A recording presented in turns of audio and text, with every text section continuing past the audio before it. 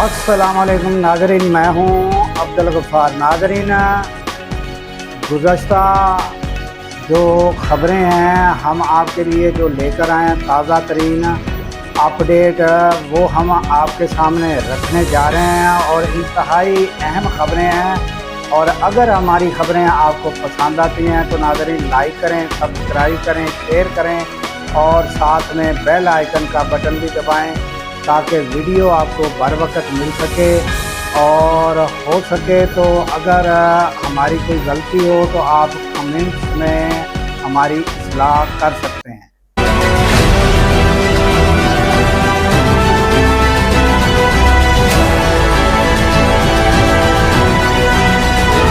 तो सबसे पहले नाज़रीन, आपने गुज़श्ता हमने आपको सारी डिटेल बताई कि अमेरिका ईरान जो है उनके मुज़ाकरात हुए और ये 4 फ़रीकी मुज़ाकरात में 2 एक किस्म के सालस से वो कतरी और पाकिस्तान, ये इन्होंने सालसीन का किरदार अदा किया और 2 फ़रीक़ैन थे जिनके दरमियान जंग थी।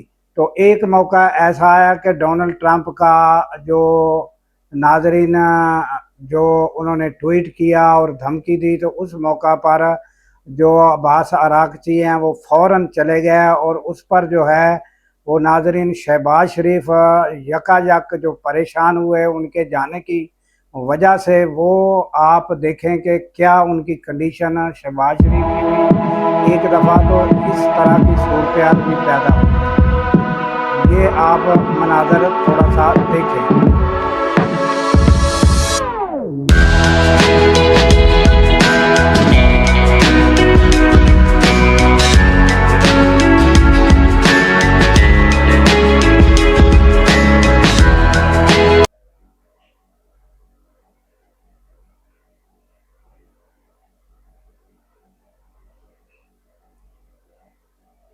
तो नाज़रीन ये मंज़र आपने देखा। बहरहाल ये है कि ये सारे मुज़ाकरात जो हैं वो तय पा गए। एक अलामिया जो था वो जो है वो नहीं आया। उसकी वजह ये है कि जो टेक्निकल लोग हैं इसको बारीक बीनी से उनकी टीमें हैं दोनों तरफ से, वो इनका जायज़ा ले रही हैं कि आबना हुरमस में आइंदा के लिए क्या लाया अमल होगा और जो पाबंदियां लगी हैं उनका क्या होगा। जो यानी फ्रीज़ की गई उनकी दौलत है, जो सैंक्शन लगी थी, वो सारे मामलात को जो है टेक्निकल टीम देख रही है और आइंदा के लिए क्या लाया अमल होगा ये सारी जो टीम है वो इसका जायज़ा लेगी।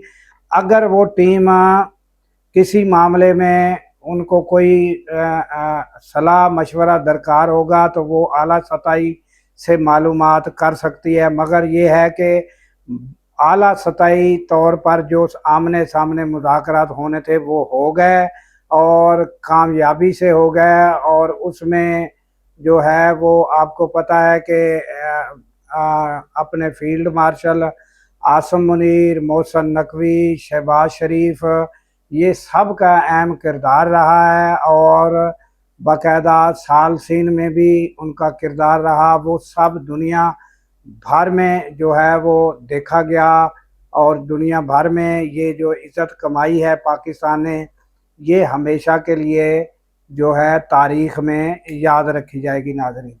तो ये ताज़ा तरीन अपडेट। और अब जो है आइंदा के लिए जो सूरत-ए-हाल होगी वो नाज़रीन इसमें बताया ये जा रहा है कि जो मामलात तय पा जाएंगे और जिन पर अमल हो जाएगा और बाकी जो मामलात होंगे उन्हें बारीक बीनी से ये जो टीम टेक्निकल टीम है वो जायज़ा लेकर जो है उसको फाइनल करती रहेगी।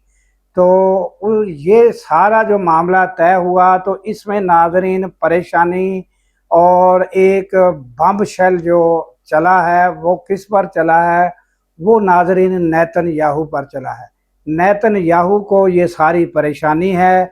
बाकी और सब ममालिक जो थे वो आप अरब ममालिक देख लें, अरब कंट्री देख लें, दूसरे ममालिक देख लें और अमेरिका और ईरान और पाकिस्तान, ये सब को ये जो है ये एक खुशी की खबर है और पाकिस्तान के लिए एक बहुत बड़ी इज़्ज़त का ये मकाम है नाज़रीन, और तारीख़ी ये एक इवेंट है नाज़रीन।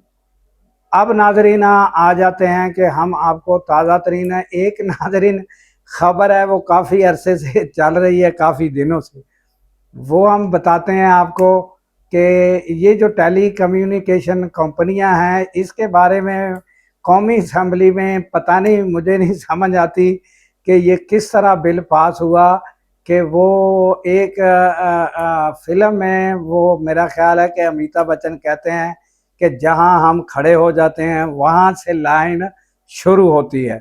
तो ये उन्होंने कर दिया है कि जहाँ ये खड़े हो जाएंगे कि इसी जगह हमने टावर लगाना है, तो अगर वो बंदा इनकार करेगा तो उसको 5 करोड़ जुर्माना होगा। तो इस पर जो है हर शख्स तनकीद कर रहा है।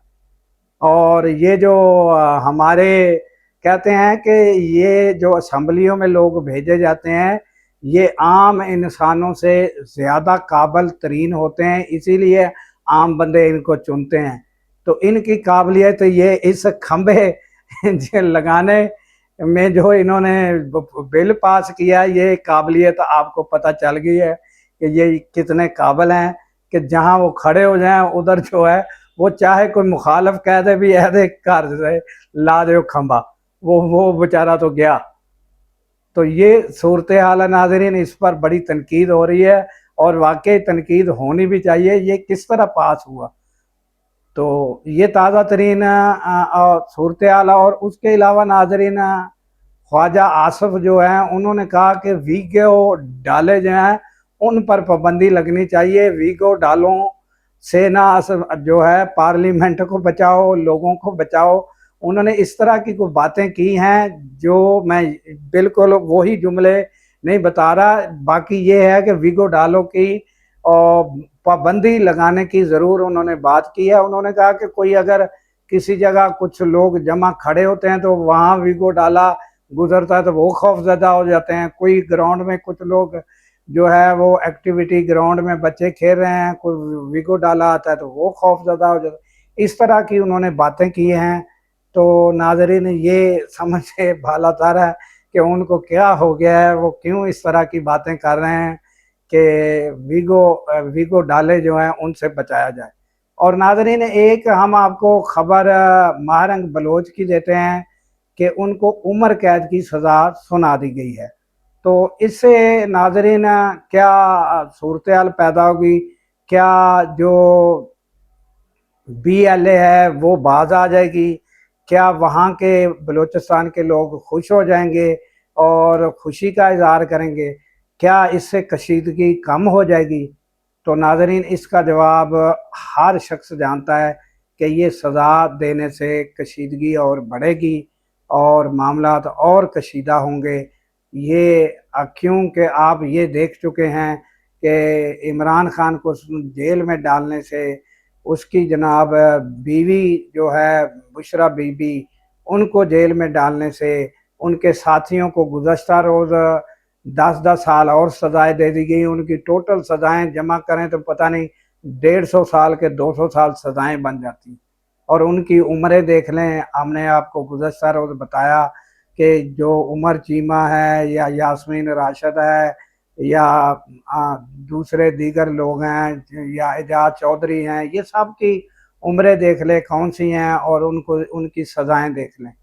तो इसी तरह जो महारंग बलोच है उनको सज़ा देने से बलूचिस्तान के लोग कोई खुश नहीं होंगे, बलूचिस्तान की आवाम खुश नहीं होगी, तो ना वो वहाँ फिर ये आप सोचें कि अमन पैदा हो सकता है, बल्कि कशीदगी ही बढ़ सकती है।